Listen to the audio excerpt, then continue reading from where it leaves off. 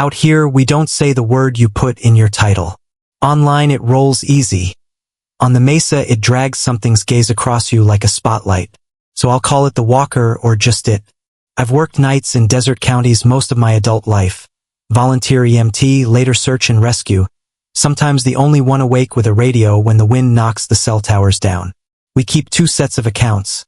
What we write for the state, and what we share over bad coffee while the sky goes pale. These are 5 we don't file. Believe me or don't. I'm only going to tell you what I heard with my own ears, what I saw with my own light, and the one rule I learned each time. If you hear your name from the dark while I'm talking, don't answer. That's rule 0. First one was a welfare check off County 12. A single wide with bottle trees out front and a porch bulb that buzzed like a hornet. Dispatch said the caller hung up mid-sentence. I rolled with the volunteer deputy because nights are longer with company. We killed the engine half a mile out and listened. Coyotes were working the far draw, yipping like they do when they're flushing rabbits. Then we heard my name from the mesquite beside the trailer, said soft and patient in a woman's voice I didn't recognize. The deputy's hand pinched my sleeve before I could answer. He shook his head once. He mouthed, "Don't." We circled wide. The porch light flickered in sets of 4. On the roof, something paced. Weight moved wrong, too light for a person, too heavy for a dog. When I shined up under the eave, I caught bare toes curling over the lip and a coyote's paw print stamped in the dust next to them as if 2 things were wearing the same feet. The woman's voice tried my name again, then got the vowels a little tangled, like a song learned phonetically. Inside, the TV hissed on its own. We found the homeowner asleep in his chair, remote on the floor, earplugs in, alive and annoyed. Officially, false alarm. Unofficially. The next morning there were handprints in soot on the flue, 5 fingers, long as a man's, thumb set wrong. Second was my own fault for camping where the slick rock pinches into a slot you can step across. 3 of us from the SAR team hiked light after a training day and stayed to see the stars hang like salt. Around 11, Nate walked 30 yards to take a call and never came back. We heard him clear as a bell from the crack, asking for a headlamp battery and laughing about how he always forgets spares. Problem was, Nate was zipping the tent next to me while he dug in his pack for a snack. He froze with a granola bar halfway out and looked at me. I clicked off my light. The voice in the slot kept talking in Nate's cadence but got the references wrong. It asked about that gas station coffee you love, the blueberry kind, and Nate hates blueberry anything. It said my last name the way telemarketers do. When it said please, it stretched the word too long, pleased. We backed away, slow, no chatter, like you do around a rattler you can't see. A pebble rolled out of the slot and stopped against my boot. It was sticky with something that smelled like pennies. We hiked out without turning our backs on the crack. Next day, we came back in daylight with a ranger. The slot was knee-deep with wind-blown cotton and mouse bones. Our footprints in and out were the only prints, except for a chain of coyote tracks that entered from nowhere and ended in the middle of ours, and a single human heel print facing the wrong way. Third was on the oil patch south of town. A lease road arrow straight through creosote and rust. I was doing wellness checks after a string of heat strokes. Around 2, my dash radio crackled with Shaw's voice, tight and winded, saying he'd rolled his quad by well 38 and needed a pull. I was 10 minutes out. I told him to keep his lights on. His okay lagged a beat, like he'd watched my mouth and copied it. I hit the cut for 38 and my headlights found Shaw standing in the track, hands in his pockets, head down like he was embarrassed. The quad sat upright behind him. I rolled my window to rag him and he looked up. Too much eye white like he'd forgotten to blink. He said thanks with that same late echo. Then my radio popped and Shaw's real voice came through, frantic and close, swearing he was stuck at 38 with the quad on its side and where the hell was I? The man in my lights smiled using all the right muscles in the wrong order. He took 1 step toward the truck. I put it in reverse without thinking. He matched me easy, not hurrying. I killed the headlights and leaned on the horn. 1 long blast to break whatever rhythm I'd stepped into. The figure cocked its head, listening like a coyote does at a mouse burrow. Then it answered my horn back to me, perfect tone, perfect length, coming from nowhere and everywhere around the grill. The well lights blew and came back strobing. In that wash, the figure glitched between two frames, Shaw's outline, then something narrow at the waist and too long in the arms. I floored it past without giving it a second look and found the real Shaw kneeling by a rolled quad, lips split, furious with fear. We left together. Officially, radio interference, mistaken identity.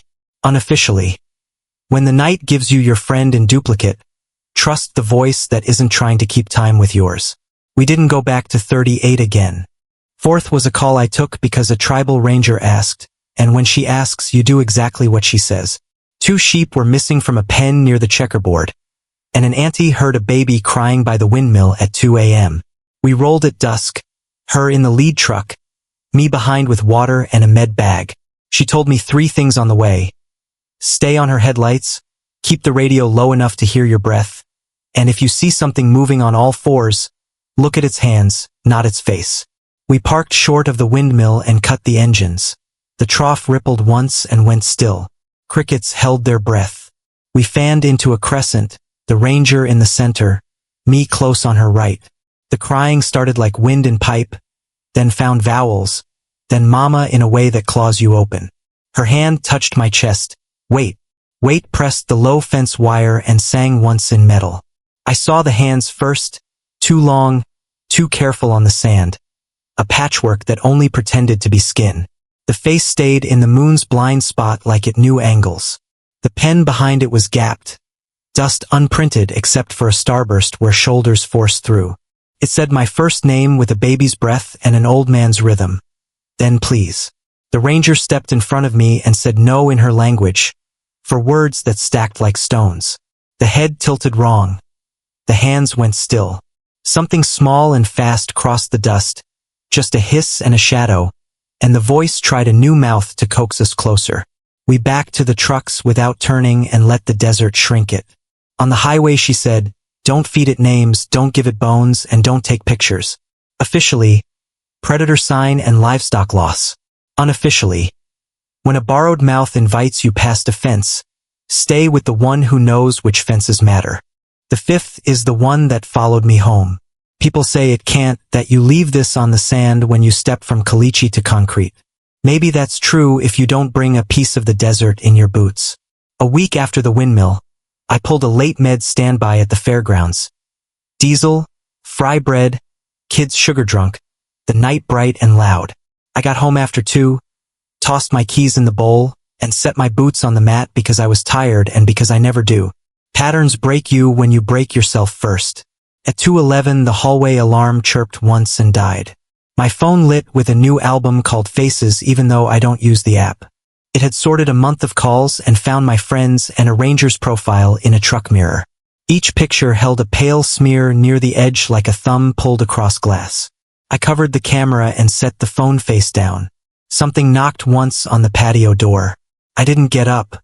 Then my mother called my childhood nickname from the glass, the one only people from my block knew. She got the vowel wrong by a hair and I sat up anyway. The porch light came on.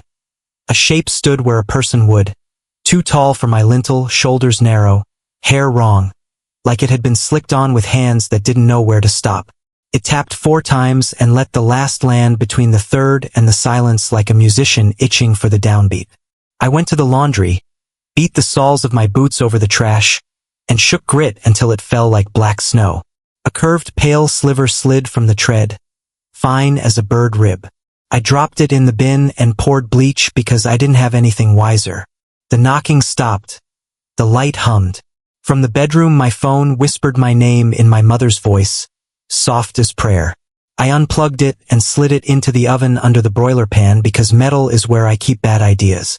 At dawn a coyote trotted down my street like it had errands, paused at the corner, and watched my window with too much patience. It lifted 1 foot and set it down exactly where it had been. The ranger texted careful. I sent back a photo of my oven door with the phone inside, and she answered with a thumbs up I could feel in my ribs. Officially, sleep trouble. Unofficially, don't let the desert through your locks. Clean your boots. Keep your names in your mouth. If you have to answer a voice you love, answer in your head and say no to the room. Break the song. Break it again. These are the 5. Believe what helps you sleep. You can file them under coyotes and heat and human fear tying knots in plain things. Out where the high lines hum and the arroyos breathe, we don't get points for winning arguments. We get to go back out and bring people home. Rule 0 holds. If the dark uses your name, let it fall on the floor. When the night whistles in threes, give it silence. When your friend arrives in duplicate, trust the one who isn't trying to keep time with you. Never follow tape you didn't tie, and never greet the man who calls you kiddo after midnight. Don't give it pictures and don't give it bones. Make your time jagged. Count primes when the pumps go to 4 and stack your lighters in ugly piles until the rhythm breaks.